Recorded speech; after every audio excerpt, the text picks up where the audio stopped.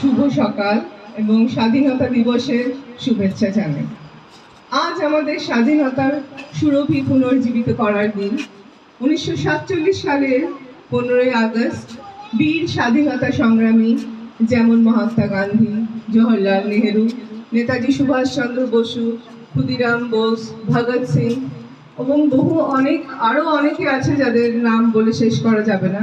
ইনাদেরই সংগ্রাম ও আত্মত্যাগের ফলে ভারত একটি স্বাধীন জাতি হিসেবে বিশ্ব মানচিত্রে আত্মপ্রকাশ করেছে। এই দিনটি আমাদের মনে করিয়ে দেয় যে স্বাধীনতা কেবল একটি অমূল্য অধিকার নয়, বরং এটি আমাদের দায়িত্ব ও কর্তব্যের প্রতীক। আমরা যদি আমাদের দেশের সার্বভৌমত্ব ও অখণ্ডতা রক্ষা করতে চাই, তবে আমাদের অটল সংকল্প ও একতা বজায় রাখতে হবে। জাতি গঠনের জন্য আমাদের সকলকেই মিলেমিশে কাজ করতে হবে।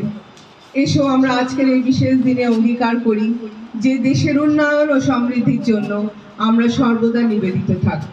জয় হিন্দ।